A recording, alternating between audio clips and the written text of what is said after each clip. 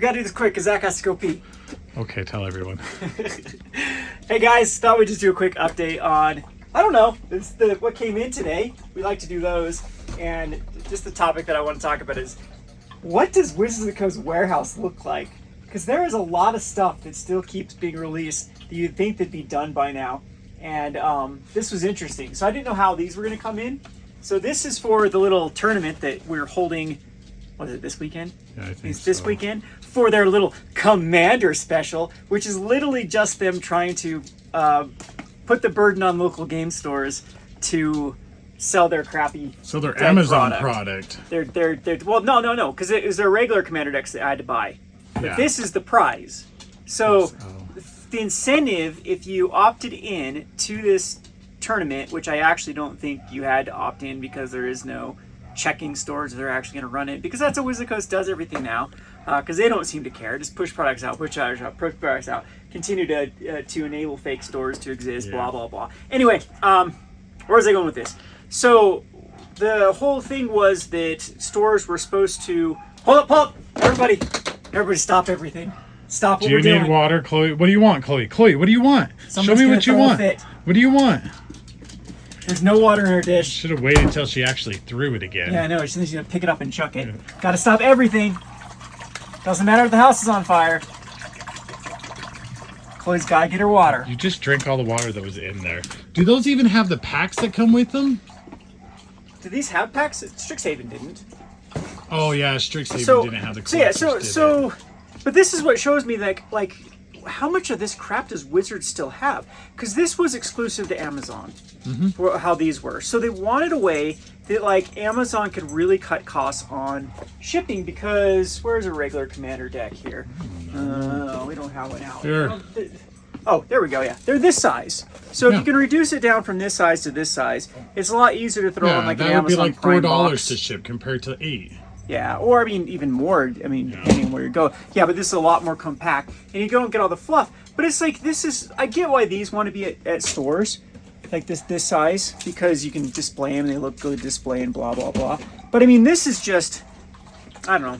I think this would be an option too for stores that you could have those to display and then just go and grab one of these. When there's 2 to 5 Commander decks or like 20 that come out every year, we don't have room anymore. Yeah, I know. There's no Yeah. room. Yeah, that's. But yeah, this is a kind of crazy that I didn't expect this to come in like this. So Me either. now I'm thinking that there might be a lot of these in existence that they're going to slowly trickle into Amazon when they start to increase in price, and maybe Wizards of the Coast can actually make a bigger profit margin that way. So they're going to start playing the quote unquote secondary market, or the the long term increases that Magic the Gathering used to have. Unfortunately, though, we are starting to see the opposite. I know that has a lot to do with things coming back down to earth. 2020 through 2022 was just the bubble of all bubbles. Everything went up. We saw it like with Pokemon and MetaZoo and Weiss Schwartz, like a lot of these products that were super dead. Like any dead card game, any dead sports game, any dead collectible went through the roof. And Magic the Gathering was no exception. We saw a lot of the Pioneer booster boxes from that era just skyrocket. Like Omni hit up to 260, Dominaria almost up to 300 at one point. War of the Spark was close to $200. All of that has come crashing down, and it's mainly to do the fact because of the massive amount of reprints, that anything that ever goes up in value from those particular sets, they just reprint. So you think of like Rat Colony from Dominaria that used to have a lot of value, got reprinted. And again, there's a fine line you have to walk between accessibility and collectability, but Wizards of the Coast they have to respect the collectability of their markets, especially if they want to dip their little toes into even this now, which is kind of how they were doing their Secret Lair. Secret Lair was just like, hey, we're jealous of the secondary market. We want some action on the secondary market. But when they're doing all of the above, it's just massively oversaturation. It's just absolutely killing their product for their future. And like, I am super scared of how they're going to be able to do this going forward. Like, they really sound like, to me, this is looking like how Dice Masters went with WotC. Yeah. How it's like, okay, well, we're going to stick with this. Oh, well, these sales aren't the greatest. It's going to Ninja Turtles. It's going to WWE. Yeah. Let's go into all these things that then can get pulling all these other people, rather than like really focus on your game. Tried and true Yeah. that's worked for years. Yeah, the 3-box sets, have a clear path to the Pro Tour, Yeah. all of that. Like that. Do you know was, how many booster boxes would have sold if there was all this specialty art and it was actually worth money? Yeah, I know. Yeah, they didn't like collectors boosters. I get what they did though. Shrinkflation. Shrinkflation was why collectors boosters existed. But there's no $600 card like there is in Pokemon.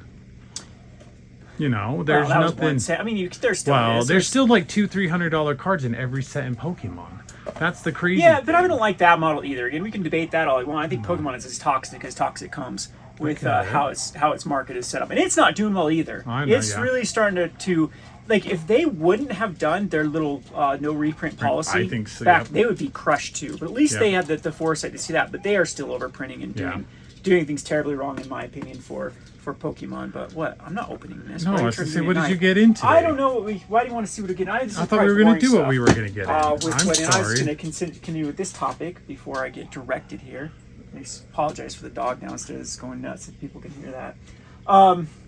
Yeah, I don't know. It's very worrisome, though, because the Universes Beyond is just a clear sign to me that Wizards of the Coast is now, that's like their strategy, is okay, we're just going to keep trying to pull in people that have what I call clickbait buys. So the Lord of the Rings fans, the Warhammer fans, the Doctor Who fans are now going to like, oh, I need this collectible, and that's going to, and Magic players are going to want whatever we put out. I think they just don't respect their base and just realize that everyone will buy whatever they want. And to give them credit, seems pretty true. I don't know. I have lost a lot of long timers in the past.